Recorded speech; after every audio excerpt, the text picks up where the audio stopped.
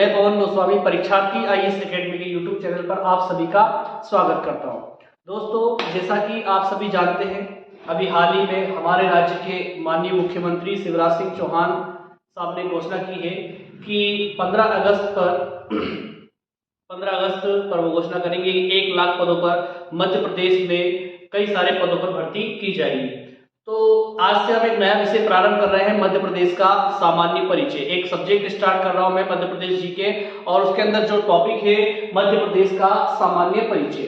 मध्य प्रदेश में अभी कई सारी पदों पर भर्तियां आने वाली है, कई सारे विभाग खाली पड़े हुए हैं और जल्द ही उन पदों को भरा जाएगा सरकार के द्वारा।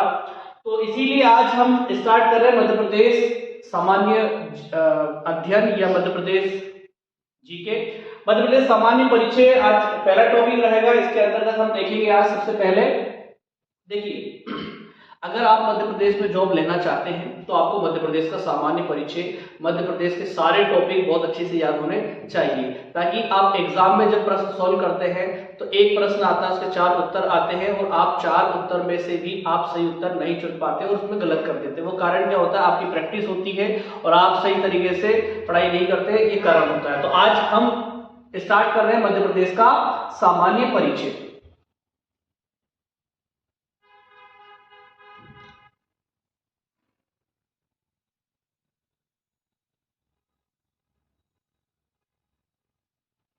मध्य प्रदेश का सामान्य परिचय स्टार्ट करने से पहले मैं आपको ये बता दूं कि अभी कई सारे ऐसे पद हैं जहां पर सरकार भर्ती करने वाली है, जैसे patwari, MP SI, MP police, jail प्रहरी, वन रक्षक, कई सारे ऐसी पोस्ट हैं जहां पर सरकार भर्ती करने वाली है।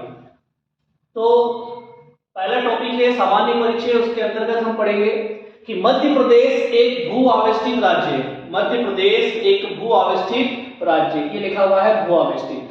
अच्छा, मैं बताता हूं भू आवेष्टित का मतलब क्या होता है। इंग्लिश मीडियम, हिंदी मीडियम, दोनों के लिए कॉमन क्लास रहेगी। मैं आपको यहाँ क्लियर करते चलूंगा। बाइलिंगुअल भू आवेष्टित या कह सकते हैं लैंड लॉक्ड स्टेट किसे कहा जाता है?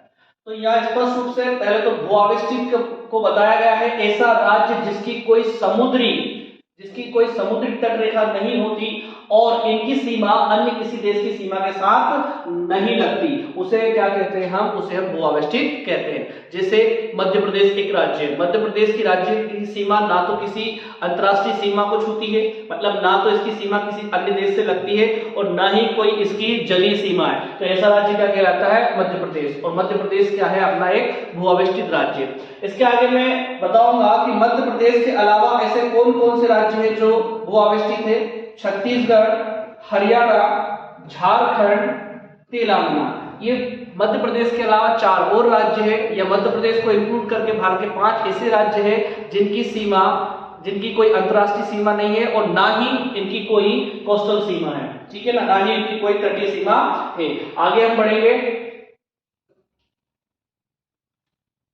देखो, ये आपको मैप में दिखाया गया है, मैं आपको बताता हूं। ये है आपका मध्य प्रदेश, ये है आपका मध्य प्रदेश। तो मध्य प्रदेश को ना तो कोई अंतरराष्ट्रीय सीमा टच कर रही है और ना ही कोई इसको जलीय सीमा टच कर रही है, जलीय सीमा टच कर रही है। तो ऐसा राज्य क्या कहलाता है? भू आवेष्टित राज्य कहलाता है। इसके अलावा मध्य प्रदेश के अलावा सर कौन कौन से राज्य है? तो छत्तीसगढ़, झारखंड, तेलंगाना और हरियाणा, ये भारत के 5 ऐसे राज्य हैं जो क्या है? आपके भू आवेष्टित राज्य है, जिनकी कोई अंतरराष्ट्रीय सीमा नहीं है, ना ही कोई की जलीय सीमा है। बढ़ते हैं आगे। देखिए, अब मैं आपको बता रहा हूं कि मध्य प्रदेश एक भू आवेष्टित राज्य है, ना तो कोई इसकी अंतरराष्ट्रीय सीमा है और ना ही कोई इसकी जलीय सीमा है। तो इसका मतलब ये है कि मध्य प्रदेश को कोई भारतीय राज्य होंगे जो घेरे हुए हैं। तो उसमें ऐसे कौन कौन से राज्य हैं जो मध्य प्रदेश को घेरे हुए हैं या उनकी सीमा से मध्य प्रदेश की सीमा लगती है? तो सबसे पहले तो आपका हो जाएगा उत्तर प्रदेश,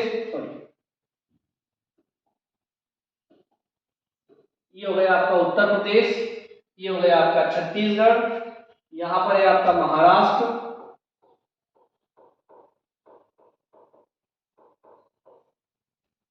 ये है आपका गुजरात और ये है आपका राजस्थान। यह 5 राज्य है जिनसे मध्य प्रदेश की सीमा लगती है। बढ़ते आगे हम लोग,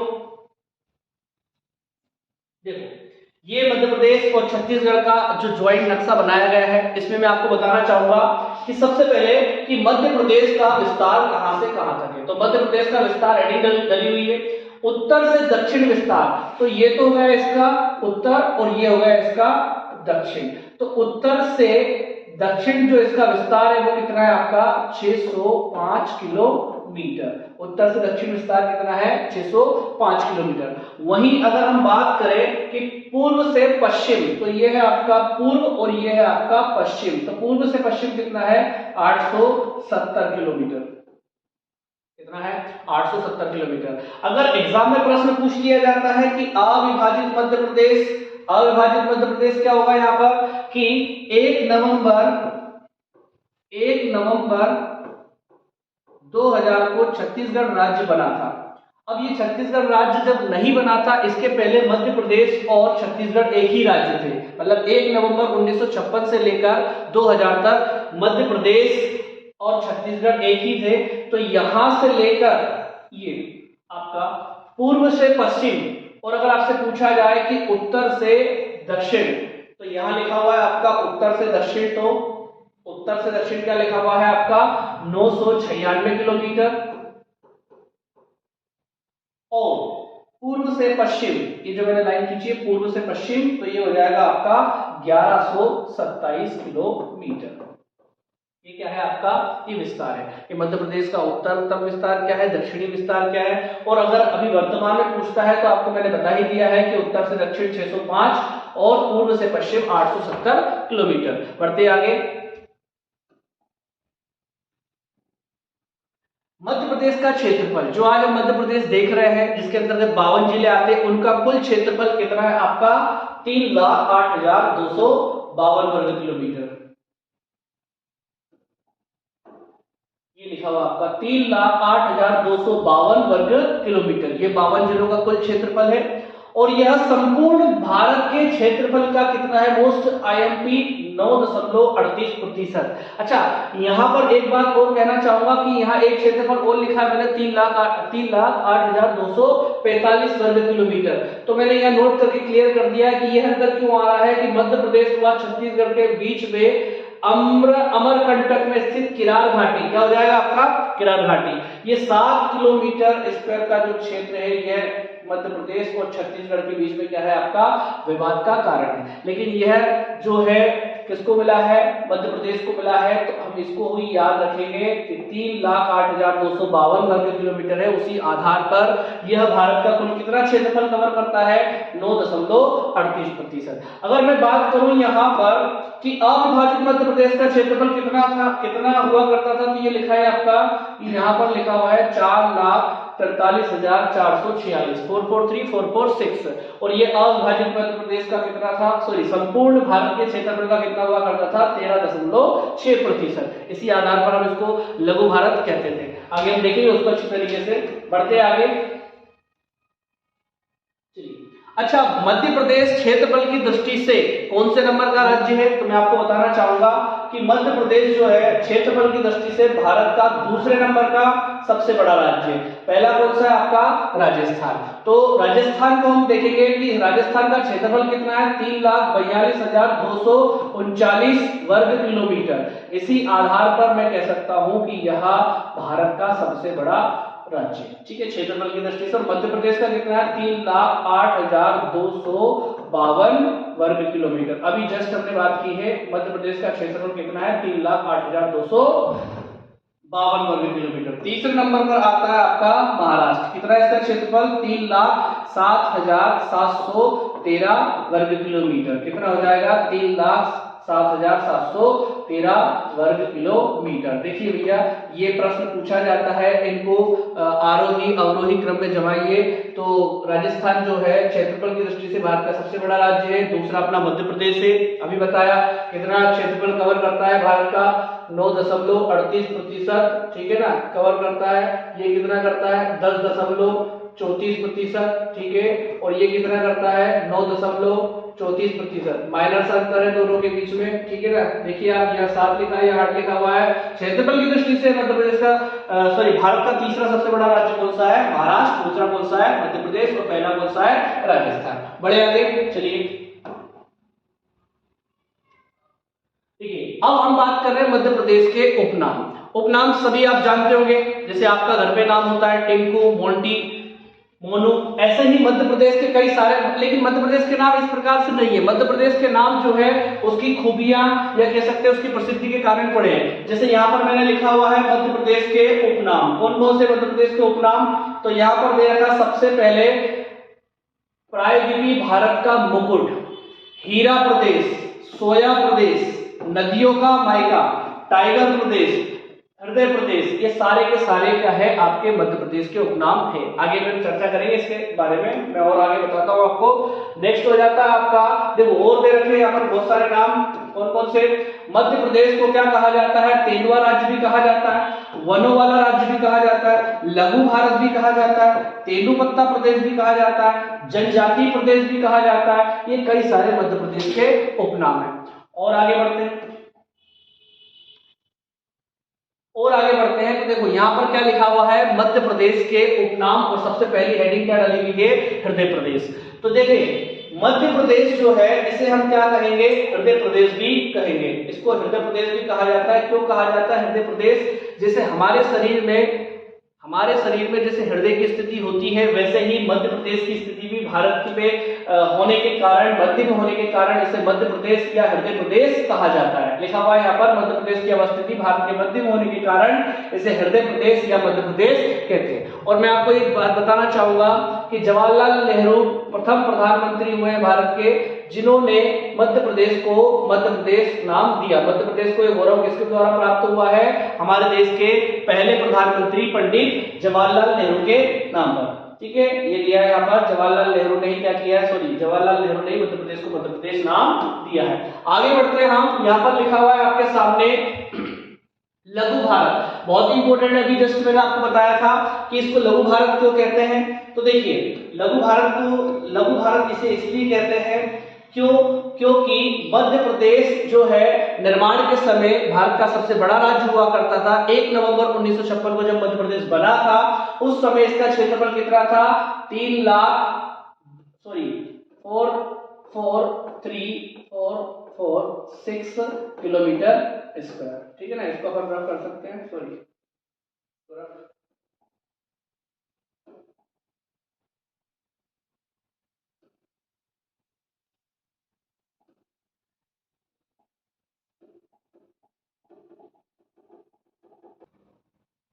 तो जब हमको मध्य प्रदेश का गठन 1 नवंबर 1956 को जब किया गया था, उस समय मध्य प्रदेश भारत का क्षेत्रफल की दृष्टि से सबसे बड़ा राज्य हुआ करता था। कितना था इसका क्षेत्रफल? 4,43,446 4,43,446 किलोमीटर स्क्वायर क्या था? इसका क्षेत्रफल था। और उस समय ये भारत का सबसे बड़ा राज्य था और यह 13.6% क्षेत्रफल कवर करता था। इसीलिए इसे क्या कहा जाता था? लघु भारत की संज्ञा दी गई थी। क्या दी गई थी इसे? लघु भारत की संज्ञा दी गई थी। ये विदर्भ वाला क्षेत्र भी इसी में आता था पहले। ये वाला जो पूरा मैंने बनाया है आपका, ये पूरा का पूरा क्या है? ये आपका लघु भारत की इसको संज्ञा दी गई थी। ये लिखा हुआ है, इसलिए इसे लघु भारत की संज्ञा दी गई थी। बड़े आगे लिखा हुआ है इसमें नदियों का मायका। इसमें लिखा हुआ है नदियों का मायका। तो मैं आपको बताना चाहूंगा कि मध्य प्रदेश एक ऐसी भूमि है जहां से कई सारी नदियों का उद्गम होता है और नदियों का उद्गम यहां से होता है और यह अन्य राज्यों को क्या कहलाती है? अन्य राज्य की क्या कहलाती है? जीवनदायिनी कहलाती है। इसीलिए हम इसे क्या कहते हैं? नदियों का मायका कहते हैं। मतलब जैसे नर्मदा नदी मध्य प्रदेश के अमरकंटक से निकलती है, महाराष्ट्र होते हुए गुजरात जाती है। सोन नदी देखा होगा, बेतवा के बारे में, चंबल के बारे में, केन के बारे में। ये सारी नदियों का उद्गम होता कहां से? मध्य प्रदेश से। ताप्ती नदी का उद्गम भी मध्य प्रदेश से होता है, गुजरात में जाने के बाद खंबात की खाड़ी में गिरती है। वेदगंगा, कई सारी नदियां ऐसी है जिनका उद्गम कहां से होता है? मध्य प्रदेश से होता है और ये अन्य राज्यों की जीवनदायिनी क्या कहलाती है? जीवनदायिनी कहलाती है। इसलिए हम इसे क्या कहते हैं? नदियों का मायका। बढ़ते आगे, हीरा प्रदेश।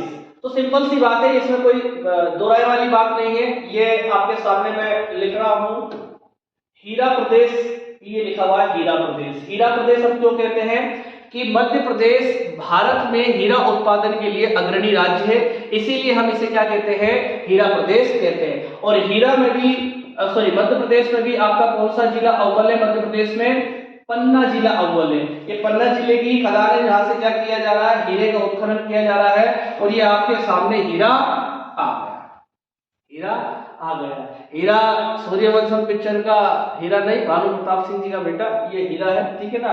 और मध्य प्रदेश को हीरा प्रदेश कहा जाता है। चलिए आगे बढ़ते हैं हम लोग, आगे देखेंगे। आगे हम देखते हैं, यहां पर दे रखा है, ये टाइगर से डर लग रहा है थोड़ा, ठीक है।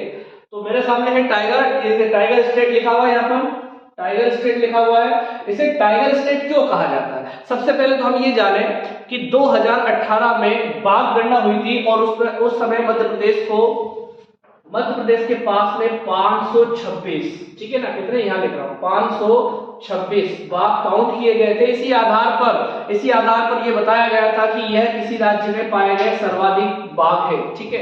इसके बाद में जो नंबर आता है वो आता है कर्नाटक का। 4 वर्ष में, हर 4 वर्ष में क्या की जाती है, बाघ गणना की जाती है। 2006 से स्टार्ट हुई, 2006, 2010, 2014 और 2018। और 2018 की बाघ गणना में मध्य प्रदेश को टाइगर स्टेट का दर्जा मिला है। इसके पहले ये दर्जा किसके पास में था? कर्नाटक के पास में, ठीक है। और आपको शायद पता होगा कि जो टाइगर है, मतलब जो बाघ है, वो भारत का क्या है, आपका राष्ट्रीय पशु है। बढ़ते आगे,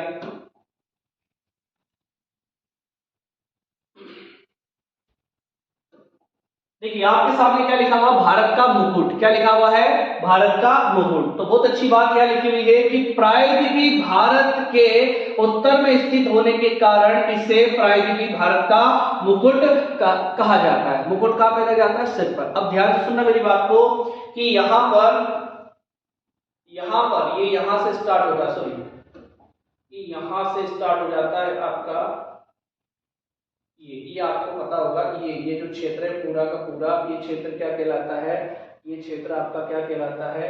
ये क्षेत्र कहलाता है आपका प्रायद्वीपी भारत। क्या कहलाता है? प्रायद्वीपी भारत। ऐसा भूभाग जो 3 साइड से क्या घिरा हो, आपका जल से घिरा हुआ हो और एक साइड से स्थल से घिरा हुआ हो, उस भूभाग को हम क्या कहते हैं? प्रायद्वीपीय पेनिनसुला कहते हैं। Surrounded with 3 sides of water is called a peninsula। तो यहाँ पर जो प्रायद्वीपी भारत, अब यहाँ पर मैंने क्या बनाया है आपके सामने, यहाँ बनाया है मैंने, ये बना हुआ है आपका मध्य प्रदेश, ये बना हुआ आपका मध्य प्रदेश। तो ये मध्य प्रदेश क्या है? प्रायद्वीपी भारत के यहाँ मुकुट जहां पर लगाया जाता है वहां स्थित होने के कारण इसे क्या कहा जाता है? प्रायद्वीपी भारत का क्या कहा जाता है? मुकुट कहा जाता है। प्रायद्वीपी भारत के उत्तर में स्थित होने के कारण इसे क्या कहते हैं हम लोग? प्रायद्वीपी भारत का मुकुट। ये उपनाम है सारे के सारे जो एग्जाम में आपसे पूछे जा सकते हैं। होप कि आपको समझ में आ रहा होगा। बढ़ते हैं आगे, देखिए ये अभी जो है सोयाबीन की फसलें बोई गई है, ठीक है ना। और आपको मालूम है सितंबर अक्टूबर में काटी जाएगी। सोयाबीन जो है ना, मध्य प्रदेश का पीला सोना कहलाता है। यहाँ बहुत अच्छी तरीके से समझाया गया है कि सोया प्रदेश इसे क्यों कहते हैं। मध्य प्रदेश के लोग है ना प्राय क्या है, बहुत ज्यादा सोते हैं, इसलिए हम सोया प्रदेश कहते हैं। ऐसा ही क्या? ऐसा बिल्कुल भी नहीं है, ठीक है ना। सोया प्रदेश हम क्यों कहते हैं? क्योंकि यहाँ पर सोयाबीन का उत्पादन ये है, ये भैया सोयाबीन, ठीक है ना। और आप देख रहे होंगे ऐसे हरे भरे खेत अभी आपके हो रहे होंगे। तो ये क्या है आपका? ये पीला सोना सोयाबीन है। मध्य प्रदेश राज्य का सोयाबीन उत्पादन में देश में क्या है आपका? प्रथम स्थान है, इसलिए हम इसे क्या कहते हैं? सोयाबीन। इसे क्या कहते हैं? सोयाबीन प्रदेश कहते हैं। बढ़े आगे, चलिए ये है भैया आपका तेंदुआ राज्य। क्या है? ये है आपका तेंदुआ राज्य। तेंदुआ राज्य अभी हमने बाघ राज्य पढ़ा था, सेम टू सेम हमको यहाँ पर देखना है तेंदुआ राज्य। तो ये लिखा हुआ है आपका तेंदुआ, ये लिखा हुआ है यहाँ पर तेंदुआ। टाइगर स्टेट के बाद मध्य प्रदेश को अब तेंदुआ राज्य का दर्जा मिला। कितनी संख्या पाई गई है मध्य प्रदेश में? 3421 तेंदुए पाए गए हैं। इसी आधार पर मध्य प्रदेश को हमने क्या कहा? तेंदुआ राज्य। ये यहाँ पर बड़े अक्षर में इसलिए लिखा है आपको दिख जाए। मध्य प्रदेश में टाइगर स्टेट के साथ अब तेंदुआ स्टेट हुआ मध्य प्रदेश, ठीक है ना। धंधा वंधा नहीं है, ठीक है। आगे बढ़ते हैं हम लोग। चलिए यहाँ पर और क्या लिखा हुआ है, यहाँ पर लिखा हुआ है आपका टाइगर स्टेट के बाद अब मध्य प्रदेश बना वुल्फ स्टेट। क्या बना आपका, मध्य प्रदेश बना वुल्फ स्टेट, या कह सकते हैं हम भेड़िया राज्य। ठीक है ना, कितने भेड़िए पाए गए मध्य प्रदेश में, 772, और ये किसी भी राज्य में सबसे ज्यादा है, इसलिए मध्य प्रदेश को भारत में भेड़िया राज्य का दर्जा भी मिला है। आगे हम देखेंगे यहाँ पर गिद्ध प्रदेश भी मध्य प्रदेश को कहा जाता है, ये लिखा हुआ आपका। ठीक है, कि मध्य प्रदेश को गिद्ध प्रदेश भी कहा जाता है, क्योंकि यहाँ पर सबसे ज्यादा गिद्धों की संख्या पाई गई है। ये है आपके वल्चर, इंग्लिश में कहते हैं इसको गिद्ध। और यहाँ पर लिखा हुआ पन्ना जिला अग्रणी है। क्या है आपका, पन्ना जिला अग्रणी। अगर आपसे पूछ लिया जाए कि सर्वाधिक गिद्ध कहाँ पाए जाते हैं, गिद्ध प्रजनन केंद्र हालांकि भोपाल में केरवा डैम पर चल रहा है। ठीक है, और इसके अलावा यहाँ पर मध्य प्रदेश को घड़ियाल प्रदेश, घड़ियाल है, तेंदुपत्ता राज्य, ये तेंदुपत्ता बीड़ी ऐसे बोल्ड किया जाता है, उसके अंदर है ना तंबाकू भरकर बीड़ी बनाई जाती है। तो बीड़ी उद्योग जो है ना, उसके लिए कच्चा माल कहां से मिलता है, तेंदुपत्ता। सागर जिला अग्रणी है। जनजाति प्रदेश, मध्य प्रदेश में सर्वाधिक जनजाति पाई जाती है, 21.6 कुल जनसंख्या की 21.6% क्या है आपकी जनजाति है, इसलिए हम इसको क्या कहते हैं, जनजाति प्रदेश भी कहते हैं। आपको पता होगा भील, बेगा, गोंड, सहरिया और आपका बहारिया, कई सारी जनजाति मध्य प्रदेश में, इसका अलग से टॉपिक होगा, मैं आपको पढ़ाऊंगा। बढ़ते हम लोग आगे।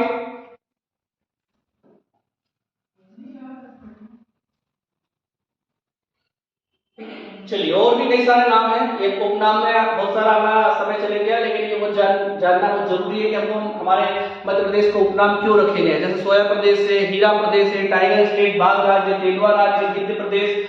वन रिपोर्ट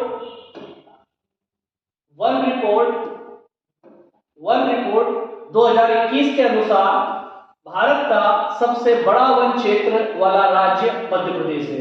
77,493 वर्ग किलोमीटर क्षेत्रफल में क्या है, वन है। तो ऐसे इसलिए हम क्या कहते हैं, इसे वनों वाला राज्य भी कहते हैं। अगर प्रतिशत के आधार पर अगर मैं बात करूं तो कौन सा राज्य है आपका, मिजोरम। और क्षेत्रफल के हिसाब से बात करूं मैं तो क्या हो जाएगा आपका, ये मध्य प्रदेश का मैप बना हुआ है। सबसे ज्यादा आपको कहां पर वन दिखेंगे, देखो साउथ इंडिया में, साउथ मध्य प्रदेश में आपको सबसे ज्यादा वन मिल रहे हैं, ये सब वन है। ठीक है, और मैंने इसीलिए आपका यहाँ पर मैप लगाया है। ठीक है, बढ़ते हम लोग आगे।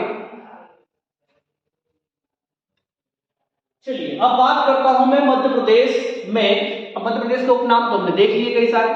अब यहां पर एक बात और कही गई है, क्या कही गई है कि मध्य प्रदेश को वैदिक साहित्यों में क्या कहा गया है, दक्षिणापथ व रेवोत्तर कहा गया है। अब ये क्यों कहा गया है, इसका मतलब मैं आपको बताता हूं। ठीक है ना, क्योंकि दक्षिण पथ मतलब क्या होता है, साउथ में जाने का रास्ता, मध्य प्रदेश से ऊपर जाता है, तो इसलिए हम क्या कहते हैं, इसे दक्षिणापथ। और रेवोत्तर क्यों कहते हैं, क्योंकि आपको मालूम है कि मध्य प्रदेश जो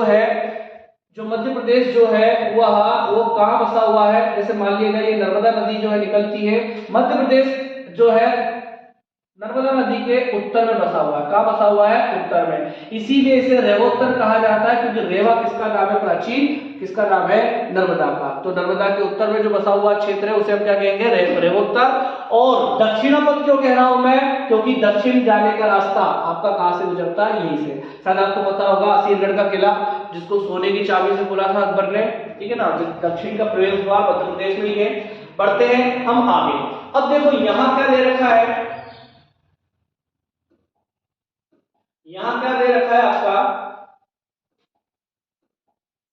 मध्य प्रदेश में ही ये चार जो है ना, ये चार आपके सामने बनाए हैं, ये सारे के सारे चारों स्थान कहां पर है, आपके मध्य प्रदेश में। ध्यान सुनना मेरी बात, क्या कहना चाह रहा हूं कि पृथ्वी का केंद्र बिंदु क्या है, तो बहुत ही इंपॉर्टेंट, मंगलनाथ उज्जैन। मंगलनाथ मंदिर जो है उज्जैन में स्थित है, और यहाँ पर क्या स्थित है आपका, मंगलनाथ, जो कि पूरी पृथ्वी का क्या है, केंद्र बिंदु है। बहुत इंपॉर्टेंट है। अगला हम देखते हैं अखंड भारत का केंद्र बिंदु। अखंड भारत का मतलब क्या हो जाएगा, भारत और पाकिस्तान और जो क्षेत्र इसमें जुड़ा हुआ था उस समय इसका केंद्र बिंदु क्या था, बरसाली। और किस जिले में आता है आपका, बैतूल जिले में आता है, जहां से ताप्ती नदी का उद्गम होता है वही बैतूल जिला आपका। भारत का केंद्र बिंदु, भारत का केंद्र बिंदु मतलब वर्तमान भारत का केंद्र बिंदु तो क्या हो जाएगा आपका करोंदी गांव कटनी जो है जिसे चूना नगरी कहा जाता है, मध्य प्रदेश में स्थित है। और अगला मध्य प्रदेश का केंद्र बिंदु, तो ये क्या हो जाएगा मध्य प्रदेश का स्विट्जरलैंड के नाम से फेमस सागर, जहां पर हरि सिंह गौर यूनिवर्सिटी बहुत प्रसिद्ध है, और हरि सिंह गौर यूनिवर्सिटी, और ये क्या हो जाएगा आपका सागर को क्या कहा जाता है मध्य प्रदेश का स्विट्जरलैंड कहा जाता है। ठीक है, तो होप की आशा करता हूं आपको ये सब समझ में आ रहा होगा बहुत अच्छी तरीके से। दोस्तों आज के लिए हम इतना ही रखते हैं, ठीक है, समय का थोड़ा अभाव है ना। आपकी क्लास जो है 45 मिनट या 1 घंटे की रहेगी, आज हम इसको यही ड्रॉप करते हैं। आगे हम बिल्कुल अगली क्लास में हम देखेंगे कि मध्य प्रदेश में कुल जिलों की संख्या कितनी है, 52, और संभाग कितने। प्रशासनिक आधार पर हम देखेंगे कि मध्य प्रदेश में हमने कितने जिलों में बांटा है, तो 52 जिलों में बांटा है और 10 संभाग में बांटा है। और अभी जस्ट मैंने इसके पहले बताया था कि मध्य प्रदेश की सीमा कितने राज्यों से लगती है, 5 राज्यों से लगती है, और इसके बारे में हम पढ़ने वाले हैं कल। Thank you so much. Video अगर आपको अच्छा लगता है तो आप इसे लाइक कीजिए, शेयर कीजिए, और सबसे इंपॉर्टेंट बात यह है कि चैनल को आप सब्सक्राइब कर लीजिए, ताकि आपको बेल आइकन प्रेस करके आने वाले नोटिफिकेशन मिलते रहे। इसी YouTube चैनल पर आपको साइंस की क्लास, मैथ्स की क्लास, रीजनिंग की क्लास प्रॉपर मिलेगी, ताकि आने वाले समय में जो भी एग्जाम्स कंडक्ट होने वाले हैं उसमें जनरली जो सब्जेक्ट पूछे जाते हैं, जैसे मैथ्स पूछा जाता है, रीजनिंग पूछा जाता है, ठीक है, साइंस पूछा जाता है, या जीके पूछा जाता है, ठीक है ना, ये हिंदी पूछा जाता है, इंग्लिश, ये आपके जो कॉमन सब्जेक्ट होते हैं ये सारे एग्जाम में लगभग पूछे जाते हैं। ये सारे सब्जेक्ट की क्लास आपकी इसी प्लेटफॉर्म के माध्यम से लगेगी। धन्यवाद।